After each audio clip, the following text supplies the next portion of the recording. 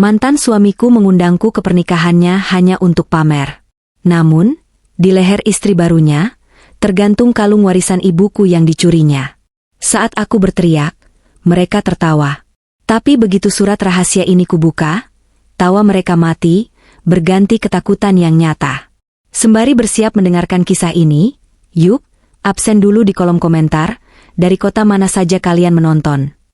Jangan lupa dukung channel ini dengan like dan subscribe ya, supaya kami makin semangat mempersembahkan cerita yang lebih menarik lagi. Suara deru motor kurir berhenti tepat di depan pagar rumah kontrakanku yang sederhana. Matahari sore itu bersinar terik, seolah ingin membakar kulit. Namun rasa panas di hatiku jauh lebih menyengat ketika melihat paket yang diserahkan kurir itu. Sebuah kotak beludru berwarna merah hati, diikat dengan pita emas yang berkilauan. Tidak ada nama pengirim di bagian luar, hanya alamatku yang tertulis dengan tinta emas yang dicetak timbul. Tapi, aku tahu siapa pengirimnya. Aroma parfum maskulin yang samar-samar tercium dari kotak itu sudah cukup memberitahuku segalanya. Itu aroma parfum mantan suamiku. Aku membawa kotak itu masuk ke dalam ruang tamu yang sempit. Jantungku berdegup kencang, bukan karena rindu, melainkan karena rasa muak yang tiba-tiba naik ke kerongkongan. Perlahan, aku menarik ujung pita emas itu. Kotak terbuka, menampilkan sebuah kartu undangan tebal yang sangat mewah. Kertasnya bertekstur mahal, dengan ukiran laser yang rumit di setiap sisinya. Di sana tertulis dua nama yang membuat darahku mendidih, Bramantio dan Lia. Di bawah kartu undangan itu, terselip sebuah catatan kecil yang ditulis tangan. Tulisan cakar ayam yang sangat kuhafal. Datanglah, Hana. Biar kau lihat dengan mata kepalamu sendiri, seperti apa pernikahan impian yang tidak pernah bisa kuberikan padamu, karena kau terlalu kaku dan membosankan. Jangan khawatir soal baju, datang saja dengan pakaian kerjamu, kami maklum. Aku meremas kertas itu hingga remuk. Kesombongan Bram tidak pernah berubah. Setahun yang lalu, kami bercerai di pengadilan agama dengan proses yang menyakitkan. Dia menceraikanku dengan alasan aku tidak bisa menjadi istri yang mendukung gaya hidupnya. Padahal, selama 5 tahun pernikahan, akulah yang banting tulang bekerja sementara dia sibuk dengan proyek-proyek bisnis yang selalu gagal dan menghabiskan tabunganku. Ketika kami berpisah, dia mengaku bangkrut. Dia bilang tidak ada harta gono gini yang bisa dibagi. Dia pergi hanya dengan membawa mobil pribadinya, meninggalkan aku dengan rumah kontrakan yang harus kubayar sendiri dan hati yang hancur. Namun lihat sekarang, baru 1 tahun berlalu, dia sudah menggelar pesta pernikahan di hotel bintang 5 paling mewah di kota ini. Dari mana uangnya? Apakah bisnisnya tiba-tiba sukses dalam semalam? Atau, kecurigaanku selama ini benar adanya? Bahwa dia sebenarnya menyembunyikan aset-aset kami sebelum palu hakim diketuk? Aku melempar undangan itu ke atas meja. Napasku memburu. Ingatanku melayang ke masa-masa terakhir pernikahan kami. Waktu itu, suasana rumah selalu panas. Bram sering pulang malam dengan alasan meeting, dan setiap kali aku bertanya, dia akan marah besar, menuduhku sebagai istri yang posesif dan tidak tahu diuntung. Saat itu juga, barang-barang berharga di rumah mulai hilang satu persatu. Awalnya hanya uang tunai di dompet, lalu jam tangan hadiah ulang tahunku, hingga akhirnya yang paling menyakitkan, 1 set perhiasan berlian antik warisan almarhum ibu. Ibu meninggal 5 tahun lalu, tepat sebelum aku menikah dengan Bram. Beliau mewariskan 1 set perhiasan yang sangat indah, terutama kalung dengan liontin berbentuk teardrop atau tetesan air mata berwarna biru laut yang sangat langka. Ibu selalu berpesan, Hana, kalung ini bukan sekadar perhiasan. Ini adalah jaminan hidupmu. Jika suatu saat kamu jatuh miskin atau dalam bahaya, kalung ini akan menyelamatkanmu. Jaga baik-baik. Aku menyimpannya di dalam brankas kecil di lemari kamar kami. Hanya aku dan Bram yang tahu kodenya. Suatu hari, seminggu sebelum Bram melayangkan gugatan cerai, aku berniat mengecek perhiasan itu untuk membersihkannya. Betapa hancurnya aku saat menemukan kotak perhiasan itu kosong. Brankas tidak rusak, tidak ada tanda-tanda pembobolan paksa. Ketika aku menanyakan hal itu pada Bram, dia malah membalikkan meja, secara harfiah. Dia mengamuk, membanting barang, dan menuduhku teledor. Kamu pasti lupa menaruhnya di mana. Dasar wanita pikun. Atau jangan-jangan kamu jual sendiri buat belanja online tapi tidak mau ngaku, teriaknya waktu itu. Aku menangis, bersumpah bahwa aku tidak pernah memindahkannya. Tapi Bram terus menyudutkanku, membuatku meragukan ingatanku sendiri. Dia melakukan gaslighting yang luar biasa jahat, hingga aku merasa bersalah atas hilangnya warisan ibu. Akhirnya, di tengah kemelut perceraian, masalah perhiasan itu menguap begitu saja. Aku terlalu lelah mental dan fisik untuk memperjuangkannya. Apalagi polisi bilang tidak ada bukti kuat yang mengarah pada pencurian, karena tidak ada kerusakan pada brankas. Kini, melihat undangan mewah ini, teka-teki itu kembali tersusun di kepalaku. Bram yang mengaku bangkrut, tiba-tiba punya uang miliaran untuk pesta. Bram yang tahu kode brankas itu. Bram yang selalu iri melihat aku memegang barang berharga warisan ibu. Apa mungkin? Gumamku lirih di ruang tamu yang sepi. Aku menatap foto ibu yang tergantung di dinding. Wajahnya yang teduh seolah memberiku kekuatan. Ibu adalah wanita yang cerdas dan teliti. Beliau tidak pernah mewariskan sesuatu tanpa persiapan. Tiba-tiba aku teringat sesuatu. Sebuah amplop coklat tua yang terselip di balik bingkai foto ibu. Amplop yang ibu berikan padaku sesaat sebelum beliau menghembuskan napas terakhir di rumah sakit. Buka ini hanya jika kalung itu berpindah tangan tanpa izinmu. Atau jika kamu benar-benar terdesak, bisik ibu kala itu dengan suara parau. Selama ini aku tidak pernah membukanya karena aku mengira kalung itu hilang entah kemana atau dicuri maling biasa. Tapi jika Bram yang mengambilnya, aku beranjak dari sofa, menurunkan bingkai foto ibu dengan hati-hati. Debu tipis menempel di bagian belakangnya. Tanganku meraba bagian sela-sela karton penutup bingkai. Ada. Amplop itu masih ada di sana, pipih dan tersembunyi dengan rapi. Aku mengambil amplop itu. Kertasnya sudah agak menguning dimakan usia, tapi segel lilin merah di penutupnya masih utuh. Jantungku berdebar semakin kencang. Ada dorongan kuat untuk membukanya sekarang, tapi hatiku menahannya. Tidak, belum waktunya. Aku kembali menatap undangan di meja. Tanggal pernikahannya besok malam. Di Grand Ballroom Hotel Emerald. Tempat yang sangat bergengsi. Awalnya aku ingin membuang undangan itu ke tempat sampah dan melupakan keberadaan Bram selamanya. Hidupku sudah mulai tenang meski pas-pasan. Aku bekerja sebagai staf administrasi di sebuah gudang logistik, jauh dari kemewahan masa lalu, tapi aku merasa lebih damai. Namun, pesan mengejek di undangan itu dan misteri hilangnya perhiasan ibu membakar rasa penasaran dan harga diriku. Jika aku tidak datang, Bram akan merasa menang. Dia akan berpikir aku mendekam di kamar, menangisi nasib sebagai janda miskin yang ditinggalkan. Dia akan tertawa bersama istri barunya, merayakan penderitaanku. Tidak, aku tidak boleh membiarkan itu. Lebih dari itu, aku punya firasat buruk tentang pesta ini. Firasat yang mengatakan bahwa aku harus ada di sana untuk melihat sesuatu. Sesuatu yang berhubungan dengan hakku yang dirampas. Baiklah, Mas Bram, desisku pelan. Mataku menatap tajam ke arah nama yang tercetak emas itu. Kamu ingin aku datang? Aku akan datang.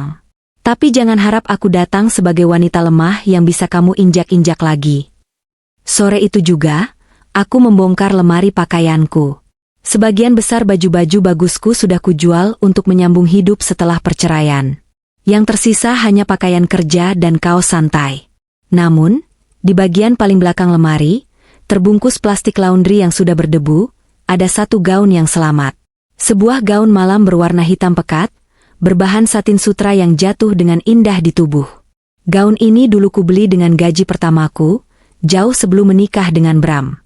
Modelnya klasik, sederhana, tanpa payet berlebihan, tapi memancarkan aura elegan yang misterius. Aku mematut diri di cermin.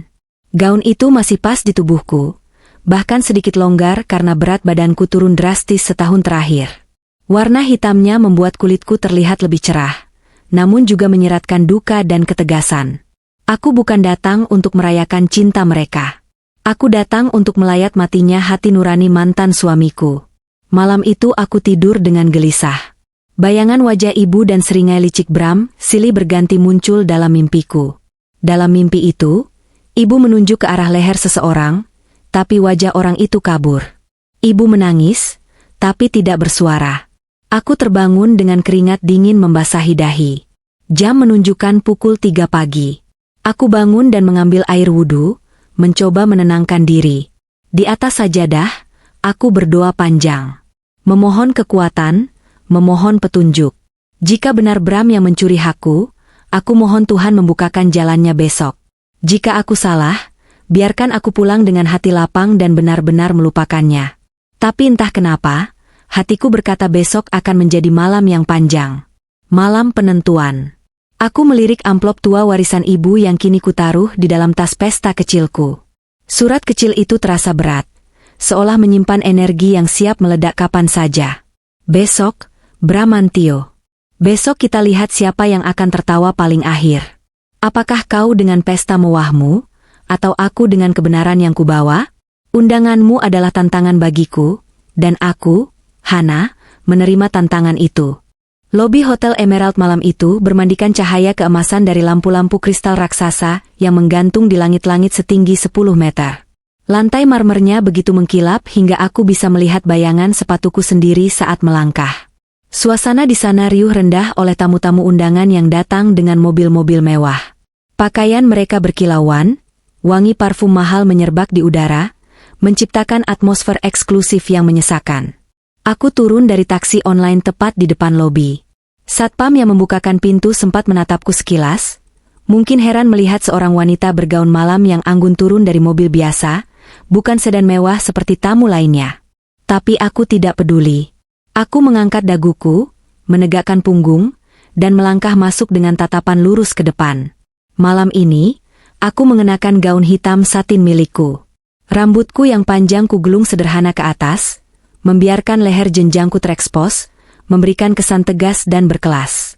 Aku tidak memakai perhiasan apapun, karena memang aku tidak punya lagi. Tapi justru ketiadaan perhiasan itu membuat penampilanku terlihat clean dan misterius di tengah lautan tamu yang berlomba-lomba memamerkan emas dan berlian mereka. Riasan wajahku kubuat bold, dengan lipstik merah tua yang menyala, seolah menjadi tameng bagi hatiku yang sebenarnya bergetar hebat. Di pintu masuk Grand Ballroom, antrean tamu mengular. Di sana, ada meja penerima tamu yang dijaga oleh 4 wanita cantik berseragam. Di belakang mereka, sebuah backdrop bunga-bunga mawar putih dan merah raksasa bertuliskan, Bram Hlia, menyambut setiap orang. Selamat malam, Ibu. Boleh lihat undangannya? Sapa salah satu penerima tamu dengan ramah. Aku menyerahkan undangan merah hati itu. Wanita itu membukanya, mengecek daftar nama di tabletnya, lalu sedikit terhenyak saat melihat namaku. Dia menatapku lagi, kali ini dengan pandangan yang sulit diartikan, campuran antara kasihan dan rasa ingin tahu. Mungkin namaku sudah menjadi bahan gosip di kalangan panitia, sebagai mantan istri yang diundang. Silakan masuk, Ibu Hana. Selamat menikmati pestanya, ucapnya, sedikit lebih kaku dari sebelumnya.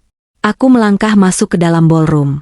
Udara dingin dari pendingin ruangan langsung menerpa kulitku, namun suasana di dalam sana terasa panas oleh tatapan orang-orang. Ruangan itu sangat megah. Langit-langitnya dihiasi kain-kain sutra yang menjuntai, meja-meja bundar ditata dengan piring-piring perak, dan sebuah pelaminan raksasa bergaya Eropa klasik berdiri gagah di ujung ruangan. Musik orkestra dimainkan secara langsung di sudut ruangan, mengalunkan lagu-lagu romantis yang ironisnya terdengar menyakitkan di telingaku. Baru beberapa langkah aku berjalan, bisik-bisik mulai terdengar. Beberapa tamu adalah teman-teman bisnis Bram, dan ada juga beberapa kerabat jauh yang mengenalku. Itu Hana kan? Mantan istrinya Bram? Astaga, berani banget dia datang. Muka tembok ya. Kasihannya, lihat deh bajunya. Itu gaun lama kan? Kelihatan banget dia susah setelah cerai. Bram memang hebat, bisa lepas dari wanita pembawa sial itu dan dapat istri yang lebih berkelas. Kata-kata itu seperti jarum-jarum halus yang menusuk telingaku. Aku mencoba menulikan pendengaran, terus berjalan menuju sisi ruangan yang agak sepi, dekat meja prasmanan minuman. Tanganku mencengkeram tas pesta kecilku dengan erat, satu-satunya peganganku saat ini. Di dalam tas itu, surat wasiat ibu tersimpan aman. Wah, lihat siapa yang datang mengotori pemandangan. Suara cempreng yang sangat kubenci itu terdengar dari arah samping. Aku menoleh dan mendapati mantan ibu mertuaku, Ibu Rina, berdiri di sana bersama adik perempuan Bram, Siska. Mereka berdua mengenakan kebaya modern penuh payet yang menyilaukan mata. Ibu Rina menatapku dari ujung kaki ke ujung kepala dengan tatapan jijik yang tidak ditutup-tutupi. "Selamat malam, Bu." Siska, sapaku datar, berusaha tetap sopan.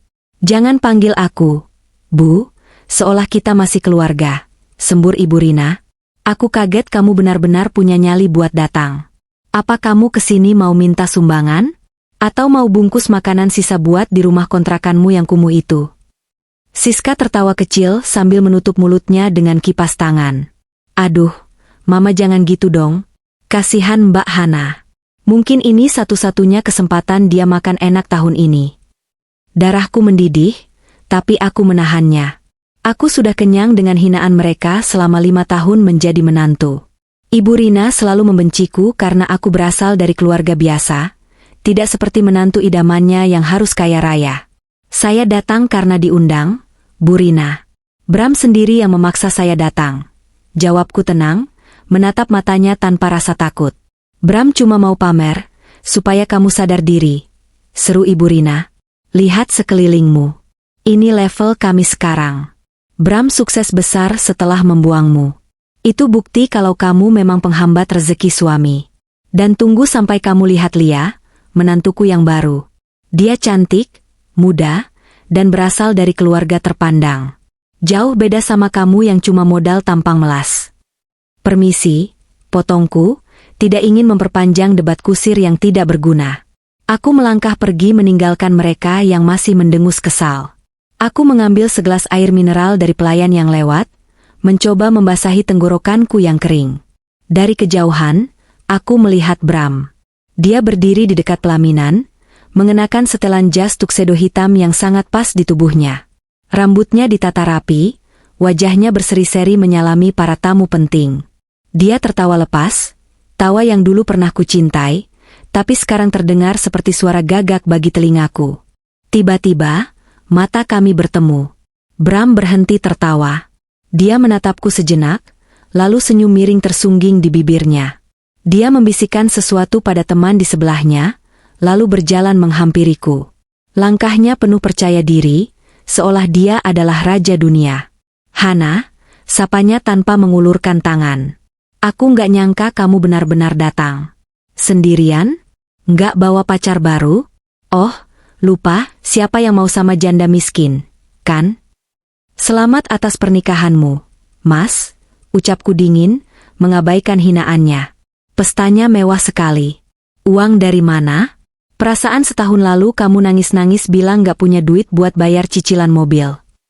Wajah Bram menerah sedikit, tapi dia cepat-cepat menutupinya dengan tawa renyah. "Itulah bedanya aku sama kamu, Han. Aku pintar memutar otak. Bisnis itu soal momentum. Dan tentu saja, rezeki itu datang kalau kita bersama pasangan yang tepat. Lia membawa keberuntungan buat aku, gak kayak kamu." Dia mendekatkan wajahnya ke telingaku, berbisik dengan nada tajam. "Nikmati pestanya. Makan yang banyak. Anggap saja sedekah terakhirku buat kamu."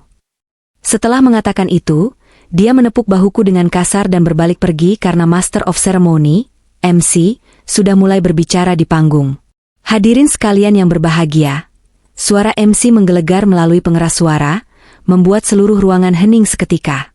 "Kini saatnya kita sambut raja dan ratu kita malam ini. Pasangan yang paling berbahagia, Bramantio dan Adelia." Lampu ruangan meredup.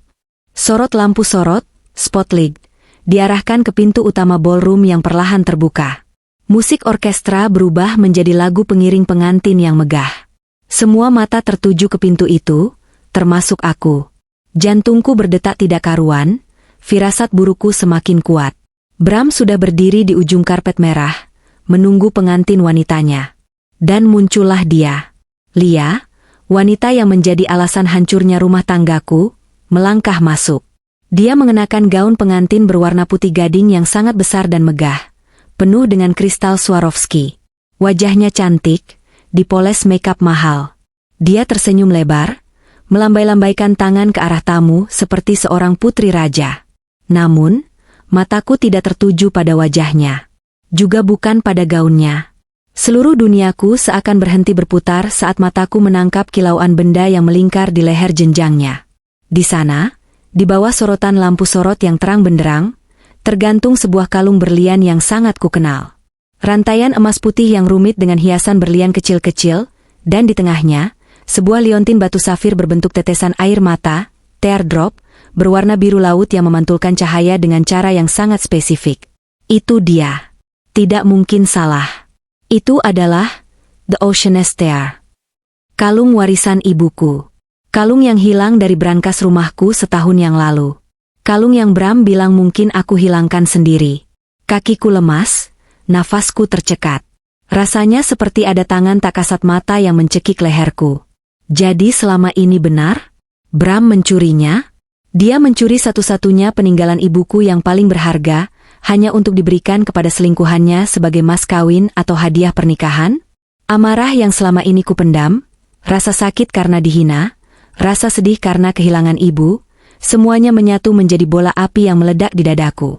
Tanganku gemetar hebat, bukan karena takut, tapi karena murka yang tak terbendung. Lia berjalan anggun melewati barisan tamu, semakin dekat ke pelaminan. Setiap kali dia bergerak, kalung itu berkilau, seolah mengejekku, seolah berteriak minta tolong untuk diselamatkan dari leher wanita asing itu. Aku melihat Ibu Rina di barisan depan bertepuk tangan bangga, menunjuk-nunjuk kalung itu pada temannya. Itu hadiah dari Bram, mahal sekali loh. Samar-samar aku bisa membaca gerak bibirnya. Cukup. Aku tidak akan diam lagi. Aku tidak akan membiarkan mereka berpesta di atas penderitaanku dan menari di atas warisan ibuku. Persetan dengan tata krama. Persetan dengan rasa malu. Mereka sudah mengambil semuanya dariku, tapi aku tidak akan membiarkan mereka mengambil kenangan ibuku. Tanpa sadar, kakiku melangkah maju, menerobos barisan tamu yang sedang bertepuk tangan. Mataku terkunci pada leher Lia. Tanganku merogoh tas, memastikan surat wasiat itu ada dalam genggaman. Malam ini, pesta ini akan berubah. Bukan lagi perayaan cinta, tapi pengadilan bagi para pencuri.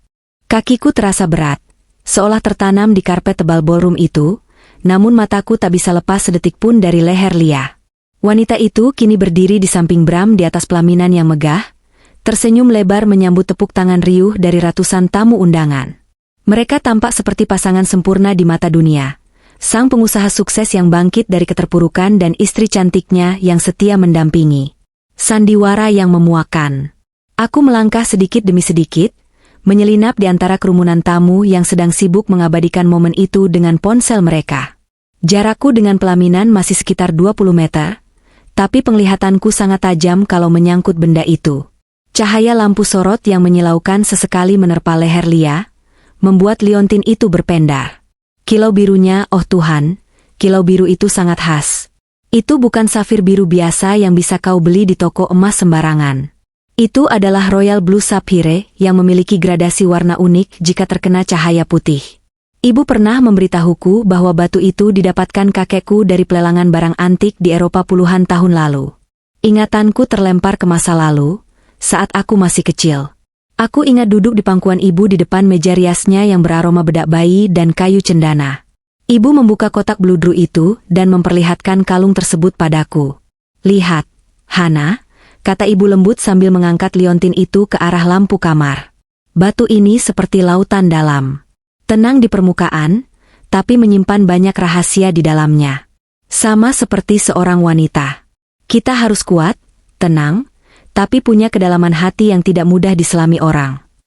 Aku ingat pernah bertanya dengan polos, kenapa kalungnya berat sekali, Bu? Ibu tersenyum, mengelus rambutku. Karena ini bukan emas kosong, sayang. Rangkanya dibuat padat oleh pengrajin khusus. Dan rantainya, lihat pola rantainya. Ini pola anyaman, Ratu, tidak akan putus kecuali dipotong dengan alat khusus. Ibu mau kamu menyimpannya untuk pernikahanmu nanti. Sayangnya, saat aku menikah dengan Bram, kami sedang kesulitan uang untuk biaya resepsi, jadi aku memutuskan untuk tidak memakainya agar tidak terlihat mencolok di depan keluarga Bram yang saat itu belum selevel dengan kami. Aku menyimpannya untuk masa depan, untuk anakku kelak. Tapi takdir berkata lain. Ibu meninggal, Dan kalung itu menjadi satu-satunya benda fisik yang menghubungkan jiwaku dengan beliau. Dan sekarang, benda suci itu melingkar di leher seorang wanita yang merusak rumah tanggaku. Seorang wanita yang masuk ke dalam hidup Bram saat aku sedang sibuk bekerja lembur untuk membayar hutang-hutang Bram. Rasa panas menjalar dari dada naik ke wajahku. Tanganku mengepal begitu erat hingga kuku-kukuku menancap di telapak tangan, menimbulkan rasa perih yang justru membuatku tetap sadar. Acara di panggung berlanjut ke sesi pemotongan kue. Kue pengantin setinggi 2 meter itu didorong masuk. Bram dan Lia memegang pisau panjang bersama-sama. Mereka tertawa, saling berpandangan mesra. Saat Lia menunduk sedikit untuk memotong kue, kalung itu berayun. Liontin teardrop itu memantulkan cahaya blitz kamera, seolah-olah sedang menangis memanggilku. Itu milikku. Bisikku lirih, suaraku tertelan oleh musik orkestra yang semakin keras. Bram, berani-beraninya kamu? Aku tahu persis Bram tidak paham nilai sentimental kalung itu. Baginya, itu hanyalah benda berkilau yang mahal. Dulu, saat aku panik mencari kalung itu yang hilang, Bram hanya berkata dengan nada meremehkan, "Alah, paling cuma perhiasan kuno. Modelnya juga sudah ketinggalan zaman. Hana, nanti kalau aku kaya, aku belikan yang baru." Ternyata, dia bukan hanya tidak peduli. Dia pencurinya. Dia tahu harganya selangit. Dia pasti menyimpannya selama setahun ini, menunggu momen yang tepat untuk mengeluarkannya, atau mungkin dia memberikannya pada Lia sebagai bukti cintanya yang mewah, tanpa mengeluarkan uang sepeser pun. Betapa liciknya. Betapa rendahnya. Seorang pelayan lewat membawa nampan berisi gelas-gelas kaktail non-alkohol. Aku menyambar satu gelas, meminumnya sekali teguk untuk menenangkan gemuruh di dadaku, lalu menaruh gelas kosong itu dengan kasar di meja terdekat. Bunyi gelas beradu menarik perhatian beberapa tamu di dekatku. Salah satunya adalah Tante Ratna, kerabat jauh Bram yang dulu sering meminjam uang padaku tapi tak pernah dikembalikan. Dia menatapku dengan mata melotot. "Loh, Hana?" tanyanya dengan suara cempreng yang tidak disensor. "Kamu diundang? Kirain kamu sudah pulang kampung karena nggak kuat bayar kontrakan di kota." Teman-teman sosialitanya terkikik. Aku menatap Tante Ratna dingin. "Aku diundang VVIP, Tante. Bram yang minta aku datang untuk melihat pemandangan ini." "Oh ya?" Tante Ratna mencibir, matanya menyapu gaun hitamku. "VVIP kok bajunya kayak mau melayat? Ini pesta pernikahan, Hana. Embok ya pakai warna cerah dikit. Nggak punya baju lain ya?" "Hitam itu warna yang cocok untuk berkabung atas matinya kejujuran di keluarga ini, Tante," jawabku tajam. Wajah Tante Ratna memerah padam karena tersinggung, tapi aku tidak memberinya kesempatan untuk membalas.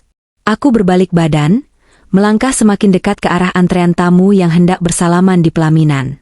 Antrean itu panjang mengular. Orang-orang berdiri dengan sabar, menunggu giliran untuk menyalami raja dan ratu sehari itu. Aku masuk ke dalam antrean itu. Orang-orang di depanku menoleh, merasa terganggu karena aku menyerobot. Tapi begitu melihat ekspresi wajahku yang keras dan dingin, mereka minggir dengan sendirinya, memberiku jalan. Auraku mungkin terasa sangat menakutkan saat itu. Aku tidak peduli lagi dengan etika antre. Semakin dekat aku ke panggung, semakin jelas detail kalung itu. Aku bisa melihat pengaitnya yang berbentuk angka 8 kecil, ciri khas pengrajin kepercayaan kakekku. Keraguan sekecil apapun yang tadi sempat ada di benakku, kini lenyap tak berbekas. Itu 100%, tanpa keraguan sedikit pun, adalah kalung ibu. Bram sedang tertawa menyalami bos perusahaannya saat matanya tak sengaja menangkap sosokku yang berdiri hanya berjarak 5 meter dari tangga pelaminan. Tawanya terhenti seketika. Wajahnya yang tadi merah merona karena bahagia, mendadak pucat. Dia menyenggol lengan Lia pelan. Lia menoleh, mengikuti arah pandang Bram. Saat dia melihatku, senyumnya tidak hilang, justru semakin lebar. Senyum kemenangan. Dia memegang liontin kalung di lehernya dengan jari-jari lentiknya yang berhias kuteks merah, seolah sengaja memamerkannya padaku. Gerakan Lia memegang kalung itu adalah pemicunya. Itu adalah tantangan perang terbuka. Darahku mendidih sampai ke ubun-ubun. Rasa sabar yang kupupuk selama setahun hancur berkeping-keping. Aku tidak bisa menunggu antrean ini. Aku tidak bisa menunggu basa-basi. Aku melangkah keluar dari barisan antrean, berjalan lurus menuju tangga samping pelaminan. Petugas wedding organizer, WO, yang berjaga di tangga mencoba menghalangiku. Maaf ibu, antreannya lewat tengah. Minggir, desisku pelan tapi penuh penekanan. Petugas itu terkesiap melihat kilatan di mataku dan mundur selangkah. Aku menaiki anak tangga pelaminan itu satu persatu. Gaun hitamku menyapu lantai panggung yang berwarna putih bersih, menciptakan kontras yang mencolok. Seperti noda tinta di atas kertas putih, atau mungkin, seperti malaikat pencabut nyawa yang datang ke pesta para pendosa. Semua mata kini tertuju padaku. Musik masih mengalun, tapi bisik-bisik tamu mulai terdengar riuh. Mereka menyadari ada yang tidak beres. Mantan istri naik ke pelaminan bukan lewat jalur salaman, melainkan langsung menerobos. Jantungku berdegup kencang, bukan karena demam panggung, tapi karena adrenalin yang memuncak. Aku sudah sampai di atas panggung.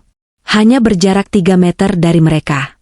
Bram menatapku dengan mata melotot, memberi isyarat agar aku turun. Dia berbisik tajam, "Hana, apa-apaan kamu? Turun. Jangan bikin malu." Tapi aku tidak berhenti. Aku terus berjalan mendekat. Lia, dengan wajah sok polosnya, bergelayut manja di lengan Bram. "Mas, dia kenapa? Kok mukanya seram begitu?"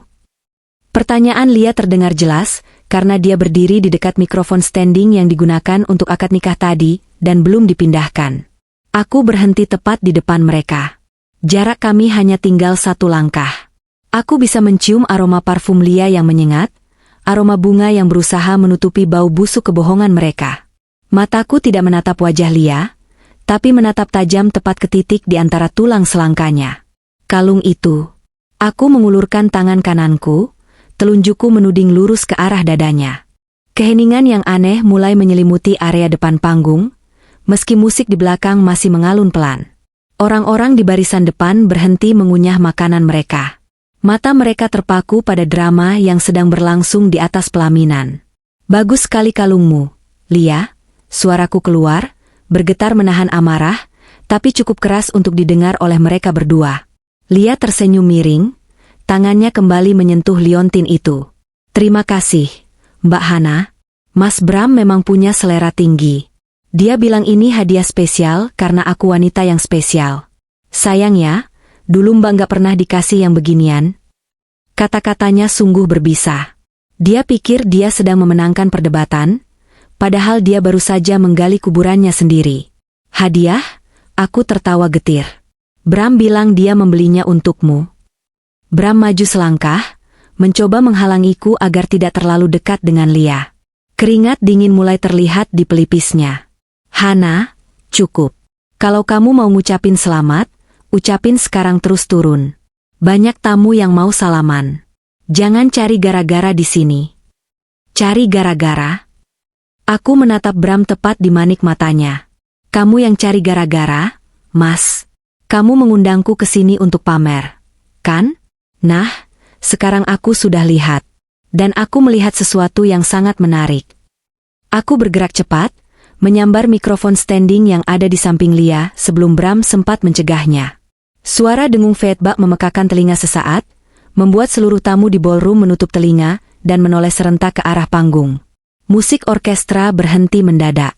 Pemain biola menurunkan alat musiknya dengan bingung. Hening. Seluruh ruangan raksasa itu senyap. Ribuan mata kini tertuju padaku, wanita bergaun hitam di tengah pesta putih. "Tes," ucapku ke mikrofon. Suaraku menggema ke seluruh penjuru ruangan, jernih dan lantang.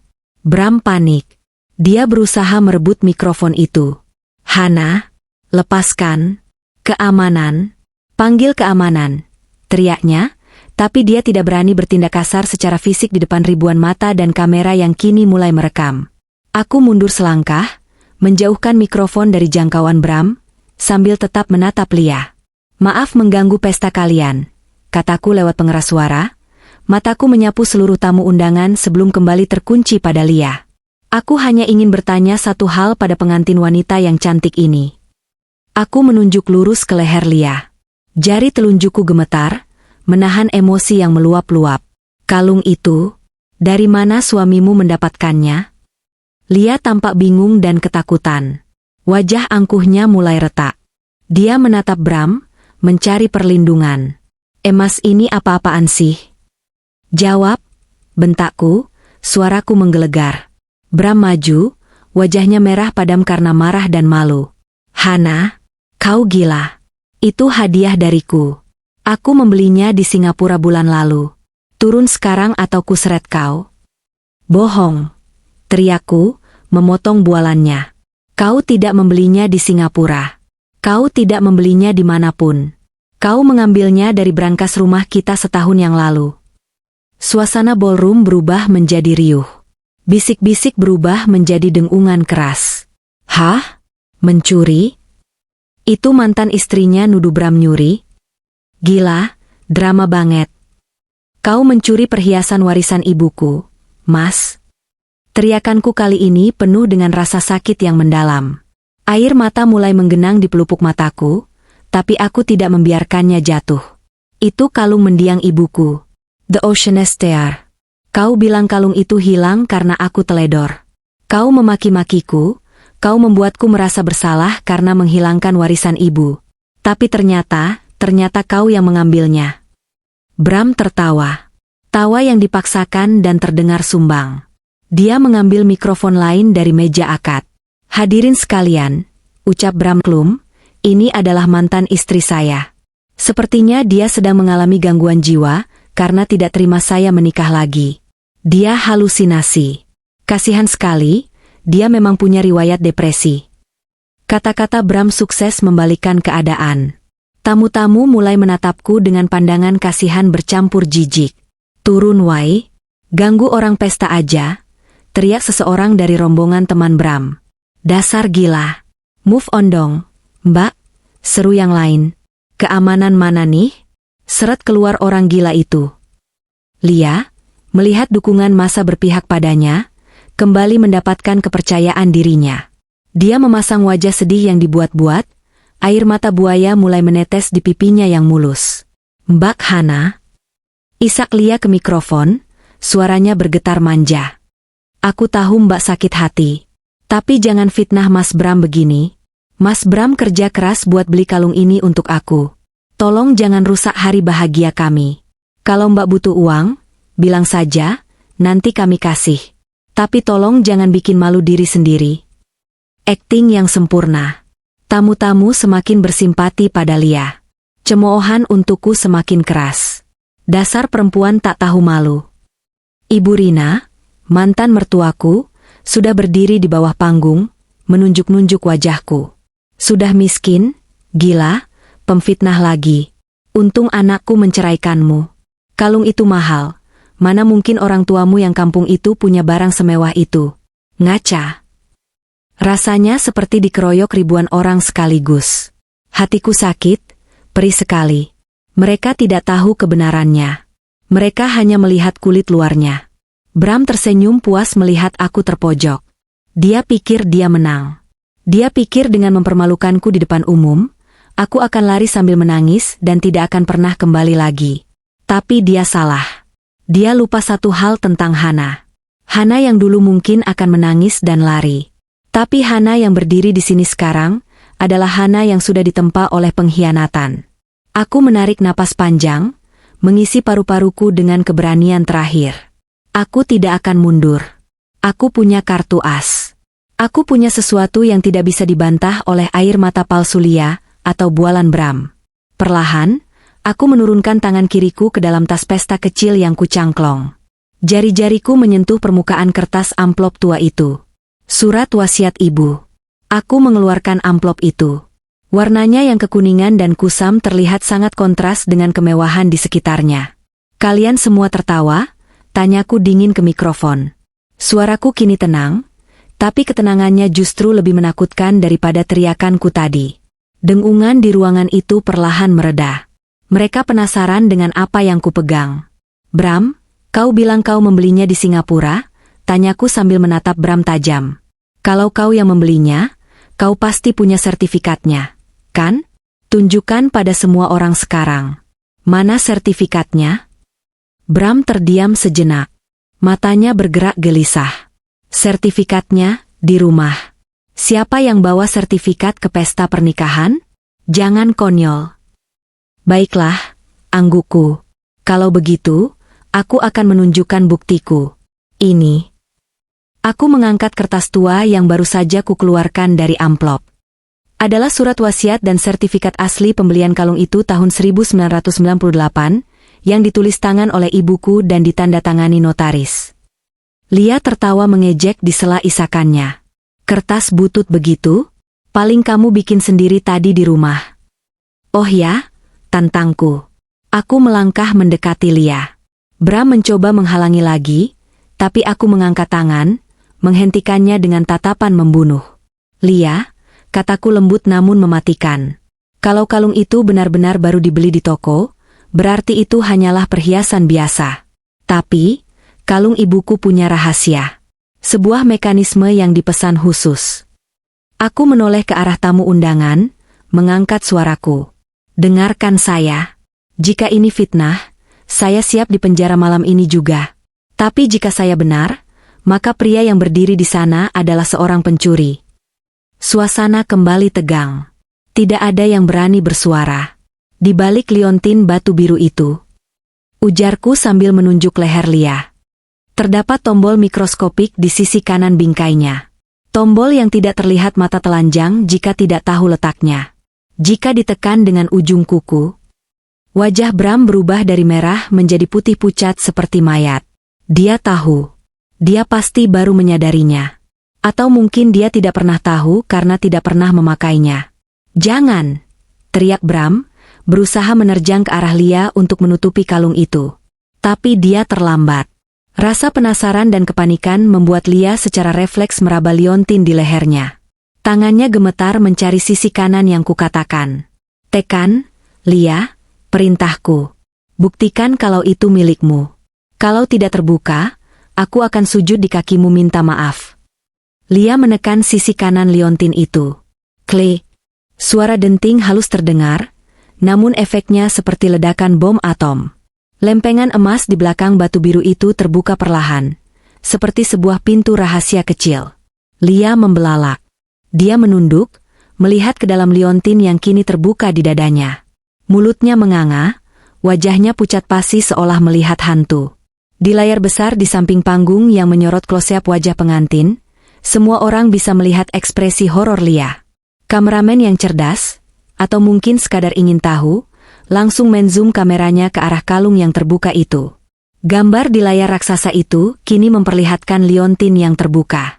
Dan di dalamnya, terpatri sebuah foto hitam putih kecil yang dilindungi kaca. Foto seorang wanita muda yang cantik menggendong bayi perempuan yang tertawa. Itu foto ibuku dan aku. Dan di balik tutupnya, terukir tulisan halus yang terbaca jelas di layar besar beresolusi tinggi itu, untuk Hanaku sayang. Ibu. Ruangan itu membisu. Benar-benar membisu.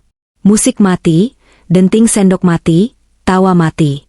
Ribuan pasang mata menatap layar besar itu, lalu beralih menatap Bram yang kini berdiri gemetar dengan lutut lemas. Kebenaran telah terungkap. Dan rasanya sangat memuaskan. Waktu seakan berhenti berdetak di Grand Ballroom Hotel Emerald. Layar raksasa LED yang tadinya menampilkan montase foto prewedding Bram dan Lia yang romantis di Paris, yang entah dibayar pakai uang siapa, kini menampilkan sebuah kebenaran yang telanjang dan tak terbantahkan. Sebuah liontin terbuka, menampilkan foto hitam putih seorang ibu dan anak, serta ukiran nama yang jelas, untuk Hanaku sayang. Ibu.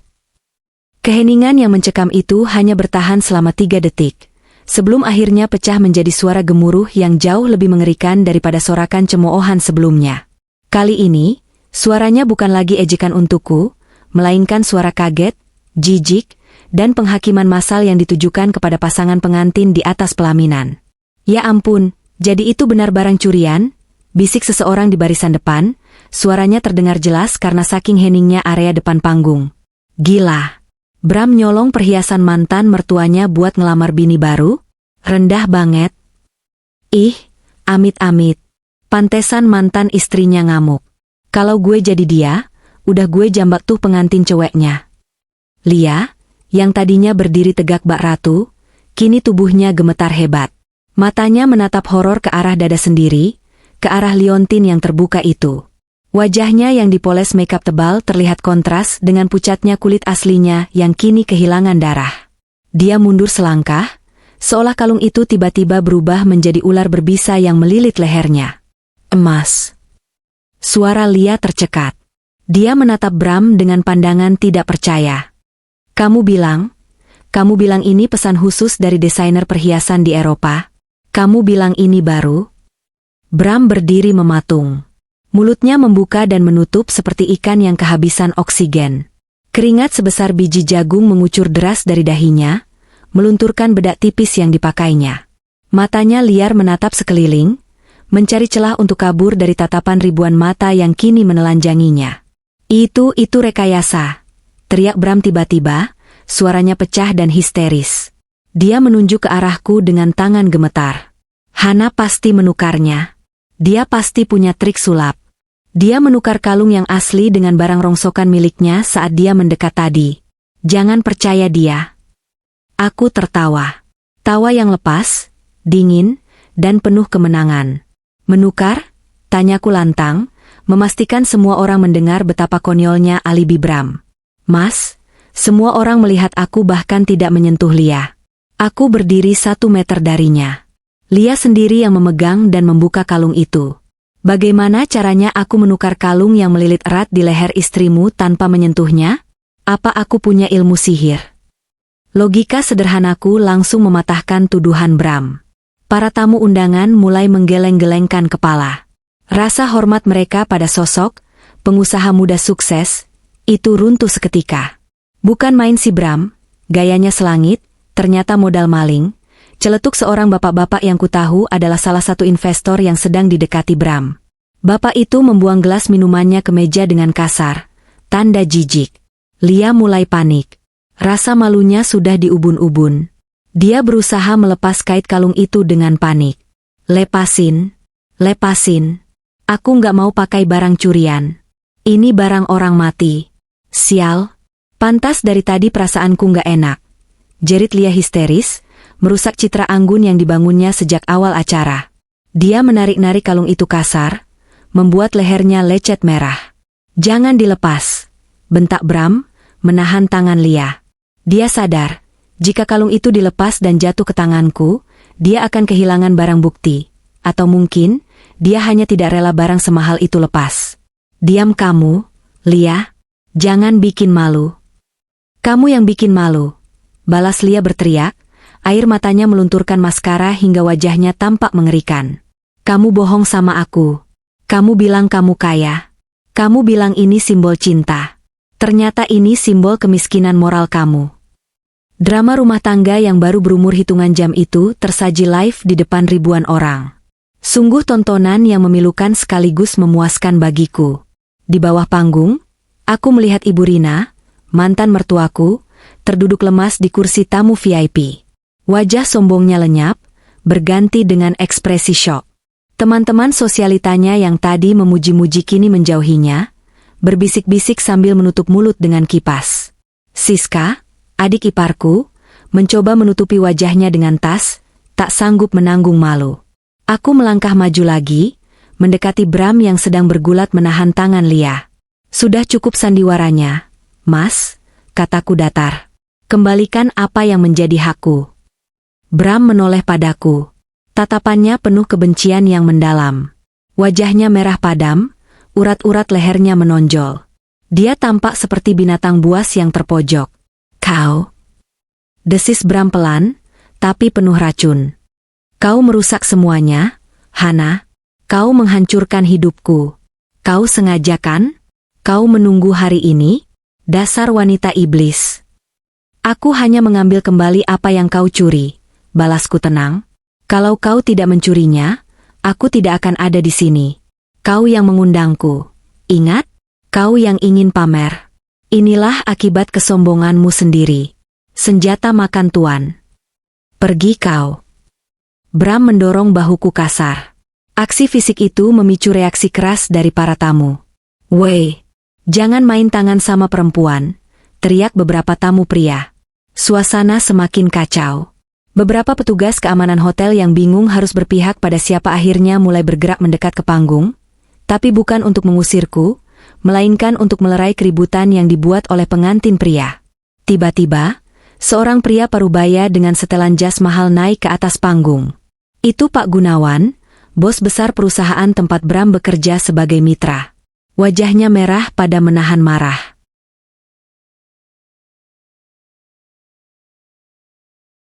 Bramantio, bentak Pak Gunawan. Bram tersentak kaget. Pak Gunawan. Pak, dengar dulu, ini cuma salah paham. Mantan istri saya ini. Cukup, potong Pak Gunawan tegas. Saya tidak butuh penjelasan. Bukti di layar itu sudah cukup. Saya tidak menyangka saya berbisnis dengan seorang pencuri dan penipu.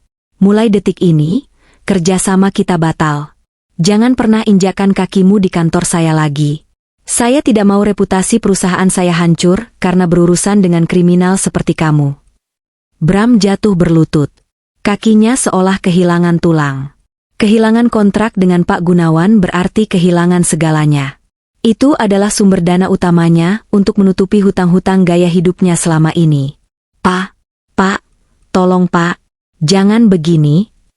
Bram memohon, mengabaikan harga dirinya. Tapi Pak Gunawan sudah berbalik badan dan turun dari panggung, diikuti oleh rombongan stafnya. Satu persatu, tamu-tamu VIP lainnya ikut berdiri dan berjalan menuju pintu keluar. Mereka tidak mau lagi berada di ruangan itu. Pesta pernikahan termewah tahun ini berubah menjadi lelucon terbesar. Lia yang melihat para tamu penting pergi, semakin histeris. Dia akhirnya berhasil membuka kait kalung itu dan melemparnya ke arah Bram. Ambil tuh sampahmu. Aku mau pulang. Aku mau cerai. Teriak Lia sambil mengangkat gaunnya dan berlari turun dari panggung, meninggalkan Bram sendirian yang berlutut di lantai. Kalung itu jatuh berdenting di dekat kaki Bram. Bram menatap kalung itu, lalu menatapku. Tangannya bergerak cepat hendak menyambar kalung itu. Mungkin dia berpikir untuk menyimpannya, menjualnya, dan kabur. Tapi aku lebih cepat. Aku menginjak ujung rantai kalung itu dengan sepatu hak tinggiku sebelum tangan Bram menyentuhnya. Jangan sentuh lagi dengan tangan kotormu, ucapku dingin. Aku menunduk, memungut kalung itu. Terasa dingin dan berat di tanganku. Aku mengusap liontinnya, menutup kembali bingkai foto ibu dan aku yang ada di dalamnya. Maafkan Hana, Bu. Hana biarkan barang ini disentuh orang-orang jahat. Tapi sekarang sudah kembali. Bram mendongak, menatapku dengan mata yang basah oleh air mata kemarahan dan keputusasaan. Hana? Suaranya serak. Tolong jangan bawa kalung itu. Itu jaminanku buat bayar catering. Aku belum lunas bayar hotel ini. Kalau kamu bawa itu, aku mati, Han. Aku bisa dipenjara karena hutang. Aku menatapnya tak percaya. Di saat seperti ini, dia masih memikirkan dirinya sendiri. Dia masih menganggap kalung ibuku sebagai alat bayar hutangnya?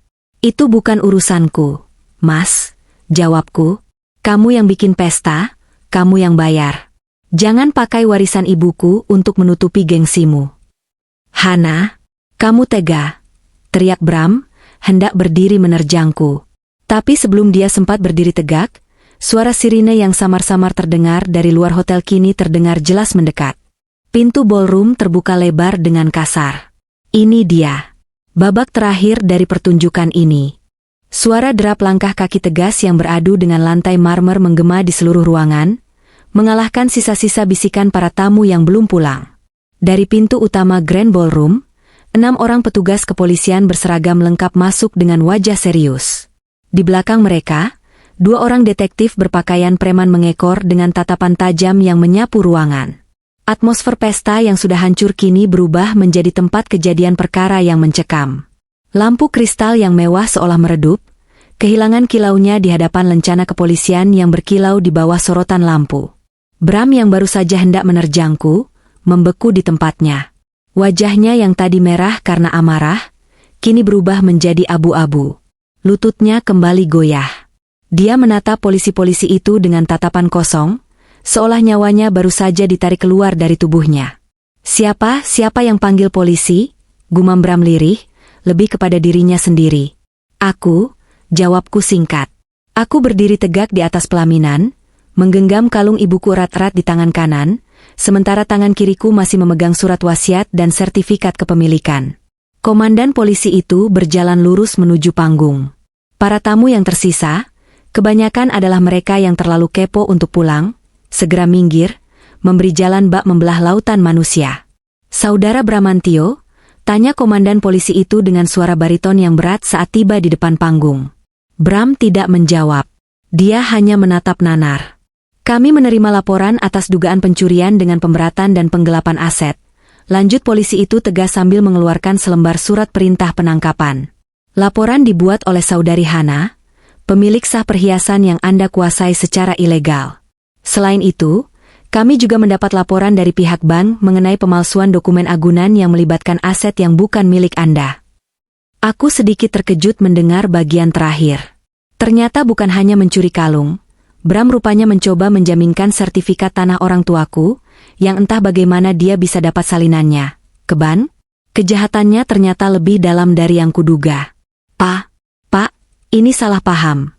Bram mencoba menyangkal, suaranya bergetar hebat. Dia mundur perlahan sampai punggungnya menabrak kursi pelaminan yang mewah itu. "Ini masalah keluarga, Pak. Masalah suami istri. Tidak perlu dibawa ke hukum. Anda sudah bercerai setahun yang lalu, Saudara Bramantio. Tidak ada lagi istilah harta bersama untuk barang warisan yang jelas-jelas tercatat milik almarhumah ibu pelapor." Potong polisi itu tajam. Dia memberi isyarat pada anak buahnya. "Bawa." Dua petugas polisi naik ke panggung. Mereka menarik tangan Bram ke belakang. Bunyi klik dari borgol besi yang terkunci di pergelangan tangan Bram terdengar sangat nyaring di ruangan yang senyap itu.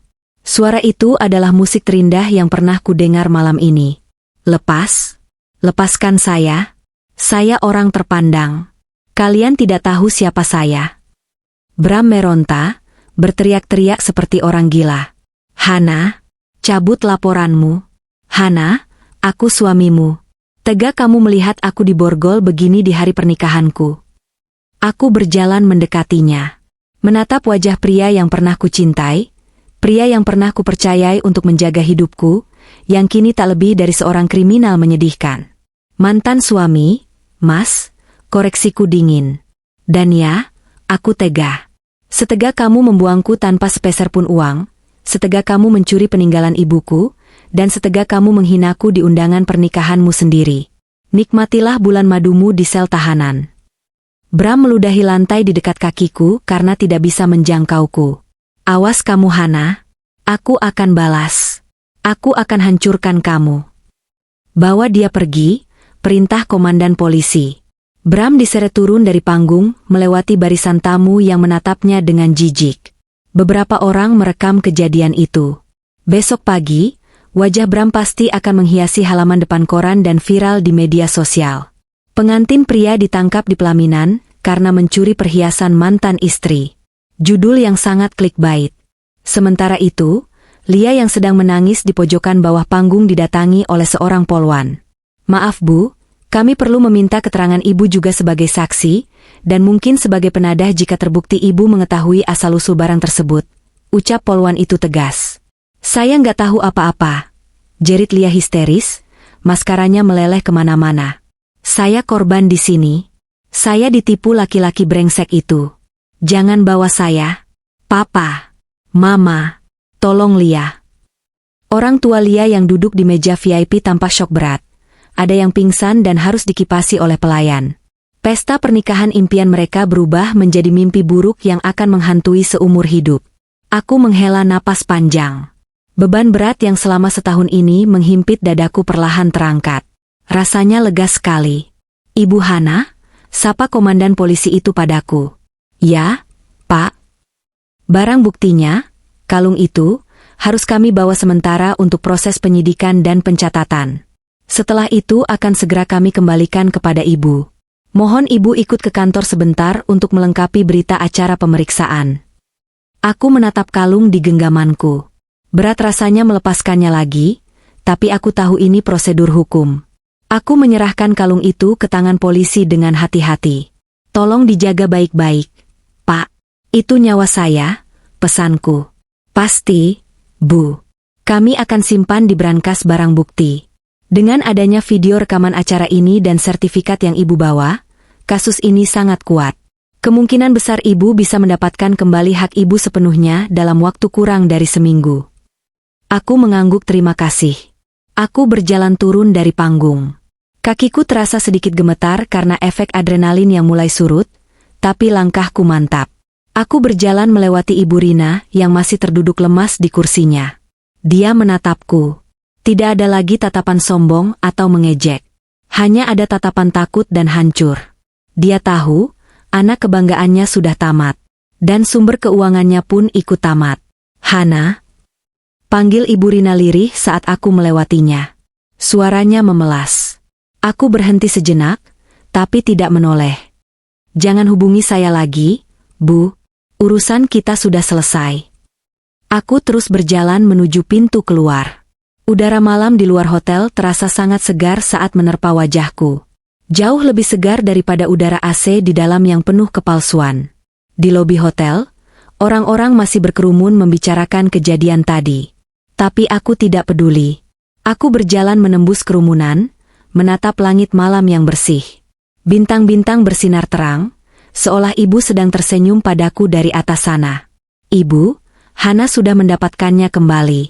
Hana sudah memberi pelajaran pada mereka. Sekarang Hana bisa tidur nyenyak. Aku merogoh tas, mengeluarkan ponselku, dan memesan taksi online. Malam ini aku akan pulang ke rumah kontrakanku yang sempit. Makan mie instan rebus mungkin. Tapi aku yakin, itu akan menjadi makanan paling enak yang pernah kurasakan, karena dibumbui dengan rasa kebebasan dan kemenangan yang hakiki. Bramantio hancur. Lia hancur. Dan aku, Hana, baru saja memulai hidupku yang sebenarnya. Pagi itu, sinar matahari menerobos masuk melalui celah ventilasi kamar kontrakanku, menyilaukan mata yang terasa berat karena kurang tidur. Aku terbangun bukan karena alarm ponsel yang biasa berbunyi pukul 6 pagi, melainkan karena getaran ponselku yang tak henti-hentinya berdengung di atas meja nakas. Rasanya seperti ada gempa kecil di samping kepalaku. Dengan nyawa yang belum terkumpul sepenuhnya, aku meraba-raba meja untuk mengambil benda pipih itu. Layar ponsel menyala, menampilkan ratusan notifikasi yang menumpuk. WhatsApp, Instagram, TikTok, bahkan panggilan tak terjawab dari nomor-nomor asing. Mataku membelalak saat melihat angka-angka itu. Followers Instagramku yang tadinya hanya 200 orang, itu pun teman-teman sekolah dan rekan kerja, kini melonjak menjadi 50.000 hanya dalam semalam.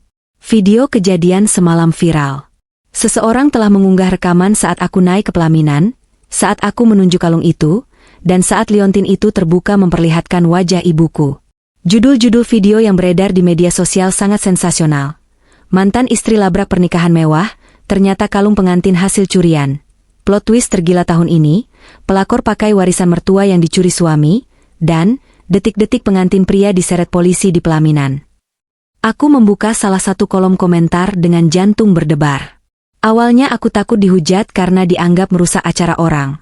Tapi ternyata, gelombang dukungan dari netizen Indonesia begitu dahsyat. Baknya keren banget, tenang, elegan, tapi mematikan.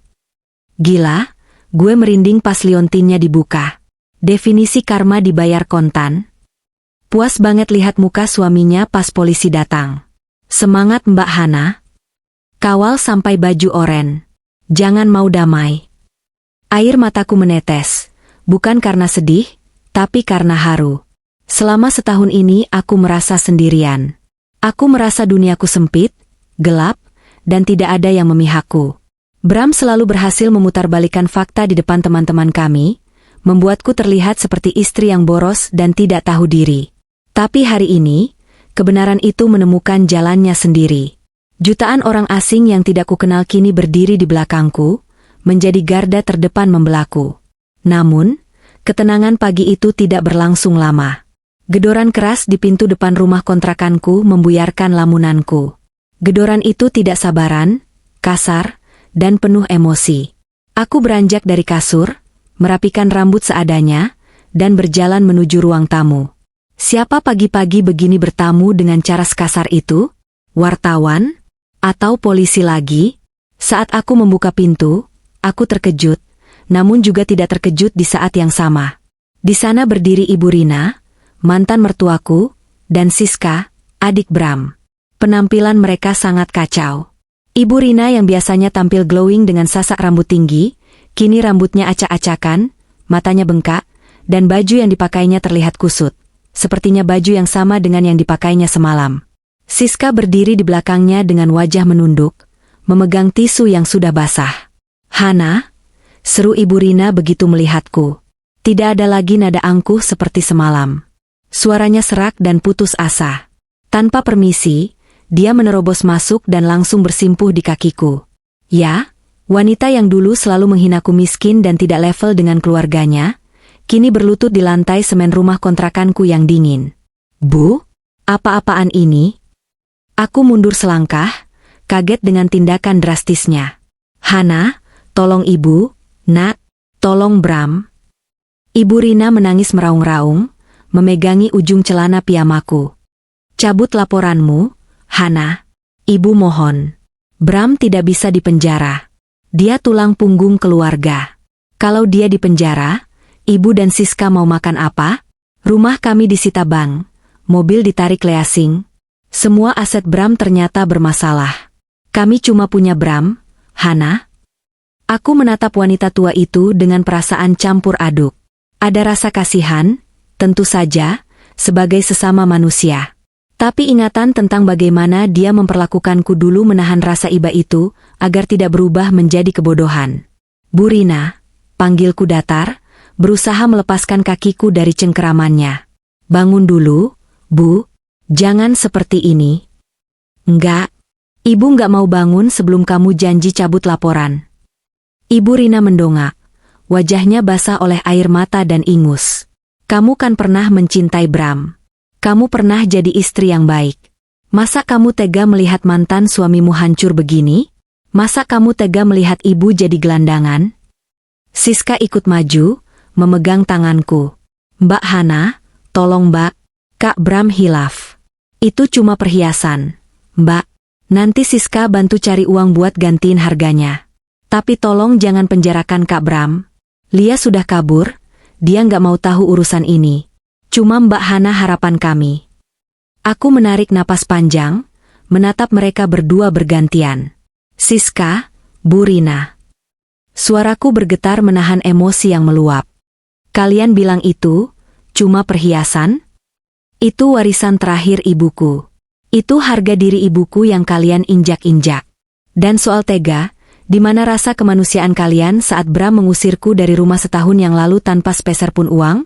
Di mana kalian saat aku sakit dan tidak punya uang untuk berobat karena semua tabunganku habis dipakai Bram?"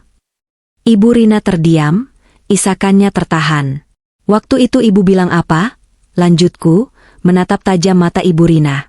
"Ibu bilang, syukurin, itu azab istri pembangkang." Ibu tertawa saat aku memohon pinjaman uang untuk bayar kos. Sekarang, saat roda berputar, ibu datang memohon padaku atas nama keluarga? Kita bukan keluarga lagi, Bu. Bram sendiri yang memutus tali itu. "Tapi Bram anakku, Hana. Aku ibunya," jerit Ibu Rina histeris. "Kamu nggak punya hati."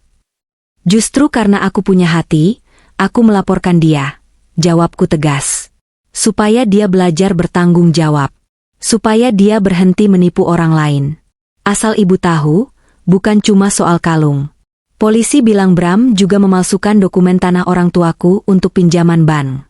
Itu kriminal berat, Bu. Kalaupun aku cabut laporan soal kalung, bank akan tetap menuntut dia." Wajah Ibu Rina pucat pasi.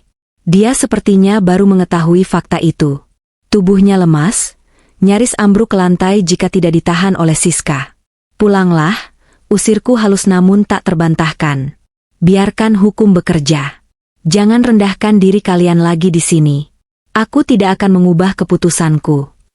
Dengan langkah gontai dan air mata yang tak henti mengalir, Siska memapah ibunya keluar dari rumahku.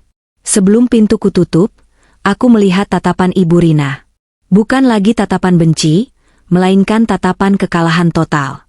Tatapan seseorang yang menyadari bahwa dia telah bertaruh pada kuda yang salah seumur hidupnya. Siang harinya, Aku pergi ke kantor polisi. Suasana di sana jauh lebih sibuk dari biasanya. Beberapa wartawan sudah menunggu di depan gerbang, tapi aku berhasil masuk lewat pintu belakang berkat bantuan Pak Polisi yang menghubungiku tadi malam. Di ruang penyidik, aku melihat kalung itu lagi. The Ocean's Star. Kini terbungkus plastik barang bukti dengan label nomor kasus. Hatiku mencelos melihatnya diperlakukan seperti benda mati biasa, tapi aku lega dia aman. Bu Hana, sapa penyidik yang bernama Pak Arif. Proses BAP sudah selesai. Tersangka Bramantio sudah mengakui perbuatannya, meskipun dia terus berdalih bahwa dia berniat mengembalikannya suatu hari nanti, alasan klasik. Bagaimana dengan Lia, Pak? Istri barunya? Tanyaku. Pak Arif tersenyum tipis. Saudari Lia sangat kooperatif. Saking kooperatifnya, dia membeberkan semua kebohongan Bram. Ternyata mobil mewah, pesta, bahkan tas-tas branded yang diberikan Bram padanya, semua hasil ngutang atau barang palsu. Lia merasa tertipu. Dia juga sudah mengajukan gugatan pembatalan pernikahan pagi ini. Rekor tercepat yang pernah saya lihat. Aku hampir tertawa mendengarnya. Cinta yang dibangun di atas materi, akan hancur begitu materinya hilang. Bram kehilangan segalanya dalam semalam. Istri, harta, reputasi, dan kebebasan. Oh ya, Bu Hana, Pak Arif menyodorkan sebuah dokumen. Pihak pengacara Bram mengajukan penangguhan penahanan dengan jaminan ibunya.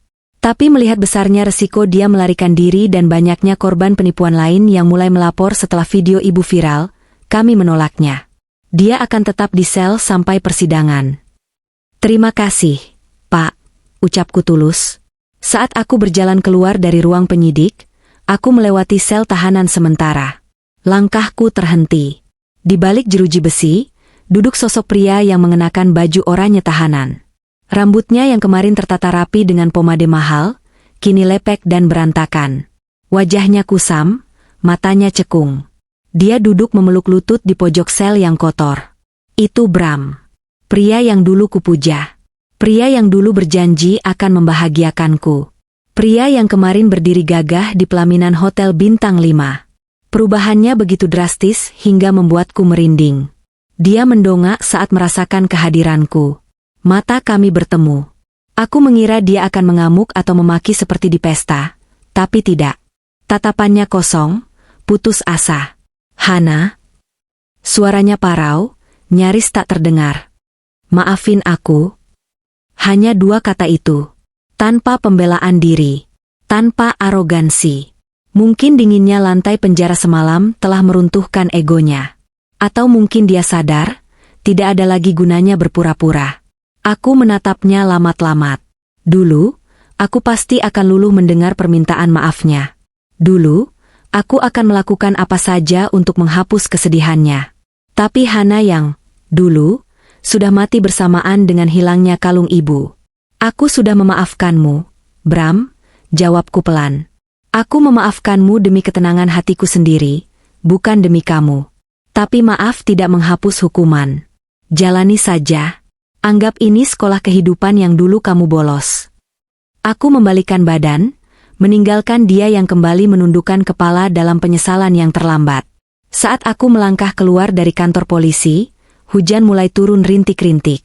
Udara berbau tanah basah yang menenangkan. Aku menengadah, membiarkan gerimis membasahi wajahku. Rasanya seperti dibaptis ulang. Badai semalam telah berlalu, menyisakan puing-puing, tapi juga membersihkan jalanan dari debu kotoran. Jalanku kini bersih. 3 bulan berlalu sejak malam pesta yang menggemparkan itu. Waktu berjalan terasa cepat ketika kita sibuk menata hidup. Kasusku sudah memasuki babak akhir di pengadilan. Hari ini adalah hari pembacaan vonis. Ruang sidang penuh sesak. Bukan hanya oleh keluarga, tapi juga oleh orang-orang yang mengikuti kasus ini dari media sosial. Kasus kalung warisan ini menjadi simbol perlawanan terhadap ketidakadilan dalam rumah tangga, dan banyak perempuan yang datang untuk memberikan dukungan moral padaku. Aku duduk di bangku depan, mengenakan kemeja putih bersih dan celana bahan hitam. Di leherku, melingkar dengan indah kalung The Ocean's Star. Ya, hakim mengizinkanku mengambilnya kembali minggu lalu setelah verifikasi selesai, dengan catatan harus dibawa ke persidangan hari ini sebagai bukti fisik terakhir. Rasanya hangat merasakan liontin itu menempel di kulitku, seolah ibu sedang memelukku sepanjang waktu. Saudara terdakwa, silakan berdiri, suara hakim ketua memecah keriuhan ruangan. Bram berdiri. Dia terlihat jauh lebih kurus dibanding 3 bulan lalu. Kulitnya lebih gelap, dan ada garis-garis keras di wajahnya yang menandakan betapa kerasnya kehidupan di dalam rutan. Dia tidak berani menatap ke arah kursi pengunjung. Dia hanya menunduk, menatap ujung sepatunya yang sudah butut. Di kursi saksi, duduk Lia. Penampilannya juga berubah. Tidak ada lagi gaun mewah atau perhiasan mencolok. Dia tampil sederhana, bahkan cenderung tertutup. Sejak kejadian itu, Lia menjadi sasaran bully netizen, meski dia juga korban kebohongan Bram. Dia kehilangan pekerjaan sebagai influencer karena brand-brand memutus kontrak. Di persidangan, dia memberikan kesaksian yang memberatkan Bram, menceritakan bagaimana Bram memanipulasinya dengan janji-janji manis tentang kekayaan fiktif. Hubungan mereka berakhir tragis di meja hijau, bukan sebagai suami istri, tapi sebagai musuh. Mengadili, ucap hakim ketua dengan wibawa yang menggetarkan. Menyatakan terdakwa Bramantio terbukti secara sah dan meyakinkan bersalah melakukan tindak pidana pencurian dalam keadaan memberatkan dan penipuan. Jantungku berdegup kencang. Ini momen yang kutunggu. Menjatuhkan pidana kepada terdakwa oleh karena itu dengan pidana penjara selama 4 tahun 6 bulan. Tok, tok, tok. Suara palu hakim diketuk 3 kali, menutup lembaran kelam masa laluku. 4 tahun 6 bulan. Itu waktu yang cukup lama bagi Bram untuk merenung, dan waktu yang cukup bagiku untuk benar-benar sembuh. Ruang sidang riuh oleh gumaman lega. Ibu Rina yang duduk di pojok belakang menangis histeris, tapi tidak ada yang menghampirinya kecuali Siska. Mereka terlihat sangat kesepian. Aset mereka sudah habis disita bank untuk menutupi hutang-hutang Bram yang terungkap selama penyidikan. Kabarnya, mereka sekarang tinggal di rumah peta kecil di pinggiran kota dan berjualan kue untuk menyambung hidup. Karma bekerja dengan cara yang misterius namun presisi. Polisi mengawal Bram keluar. Saat melewati barisanku, langkahnya terhenti sejenak. Dia menoleh ke arahku, tepatnya ke arah kalung di leherku. Ada kerinduan, ada penyesalan, dan ada rasa malu yang begitu dalam di matanya. Jaga diri kamu, Han, bisiknya pelan, nyaris tak terdengar di tengah keramaian. Aku mengangguk kecil. Kamu juga, Bram. Jadilah manusia baru saat keluar nanti. Dia tersenyum getir, lalu digiring pergi menuju mobil tahanan. Aku melihat punggungnya menjauh, dan untuk pertama kalinya, aku tidak merasakan sakit hati lagi. Rasa benci itu sudah menguap, digantikan oleh rasa lega yang luar biasa. Rantai yang mengikatku pada masa lalu sudah putus. 6 bulan kemudian. Selamat sore, Bu Hana. Ruangan meeting sudah siap. Aku tersenyum pada resepsionis kantor baruku. Terima kasih, Dinda. Tolong siapkan materi presentasi untuk klien dari Jepang ya. Hidupku berubah total pasca kejadian itu. Viralitas di media sosial memang pedang bermata dua, tapi aku memilih menggunakan sisi tajamnya untuk memotong jalan buntu karierku. Kisahku menarik perhatian seorang pengusaha wanita sukses yang kagum dengan keberanian dan ketenanganku menghadapi masalah. Dia menawariku posisi sebagai manajer operasional di perusahaannya yang bergerak di bidang ekspor kerajinan tangan. Ternyata, pengalaman pahitku mengelola keuangan rumah tangga yang berdarah-darah saat bersama Bram, justru melatihku menjadi manajer yang efisien dan teliti. Gajiku sekarang 3 kali lipat dari sebelumnya. Aku sudah pindah dari kontrakan sempit itu ke sebuah apartemen studio yang nyaman dan aman. Sore itu, sepulang kerja, aku tidak langsung pulang. Aku mengarahkan mobil baruku, sebuah city car sederhana yang kubeli dengan uang halalku sendiri, menuju pemakaman umum di pinggir kota. Langit sore berwarna jingga kemerahan, menciptakan siluet indah pada nisan-nisan yang berjejer rapi. Aku melangkah menuju makam ibu dengan seikat bunga sedap malam kesukaannya. Makam itu bersih dan terawat. Aku berjongkok, meletakkan bunga di atas gundukan tanah yang berumput hijau, lalu mengusap nisan marmer yang bertuliskan nama ibu. Ibu, sapaku lembut. Hana datang. Angin sore berhembus pelan, memainkan ujung kerudungku. Aku meraba kalung Douchenestear yang selalu kupakai di balik bajuku. Aku jarang memperlihatkannya lagi ke publik. Cukup sekali itu saja dia menjadi tontonan. Sekarang, dia kembali menjadi jimat rahasia antara aku dan ibu. Ibu benar, gumamku, seolah sedang bercakap-cakap langsung dengannya. Kalung ini menyelamatkan Hana. Bukan dengan cara dijual, tapi dengan cara membuka mata Hana. Dia membukakan kedok orang-orang jahat, dan dia memberiku keberanian yang selama ini terkubur. Aku teringat surat kecil di dalam liontin itu. Kalimat sederhana, untuk Hanaku sayang, ternyata memiliki kekuatan magis. Itu adalah pengingat bahwa di dunia ini, meski suami mengkhianati, meski mertua menghina, aku tetaplah anak kesayangan ibu. Aku berharga. Dan kesadaran akan harga diri itulah kekayaan terbesarku yang sesungguhnya. Aku mengeluarkan sebuah kotak kecil dari tasku. Bukan perhiasan, melainkan sebuah kunci. Kunci rumah. Bu, minggu depan Hana akan mulai merenovasi rumah peninggalan ibu di kampung. Hana sudah menabung cukup uang untuk menebus sertifikatnya dari bank, yang sempat digadaikan Bram diam-diam. Rumah ibu akan kembali jadi milik kita sepenuhnya. Air mata bahagia menetes di pipiku. Janjiku sudah lunas. Warisan ibu aman, rumah ibu kembali, dan anak ibu kini berdiri tegak di atas kakinya sendiri. Aku bangkit berdiri, membersihkan tanah dari lutut celanaku. Matahari sudah hampir tenggelam sempurna, menyisakan bias cahaya ungu di ufuk barat. Aku menatap ke arah kamera imajiner, membayangkan ribuan orang yang pernah mendengarkan kisahku di internet.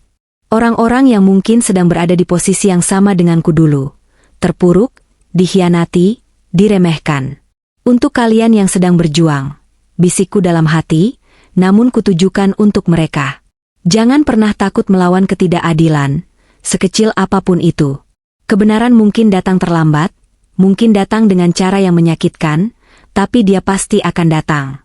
Dan saat hari itu tiba, pastikan kalian berdiri tegak dengan kepala terangkat, bukan karena kesombongan, tapi karena kalian tahu harga diri kalian tidak bisa dibeli dengan berlian sebesar apapun. Aku tersenyum lebar, senyum paling tulus yang pernah kumiliki. Aku berbalik badan, melangkah meninggalkan area pemakaman dengan hati yang seringan kapas. Masa lalu sudah selesai. Bram adalah sejarah. Dan Hana baru saja menulis halaman pertama dari buku kehidupannya yang baru. Dan percayalah, bab-bab selanjutnya akan jauh lebih indah.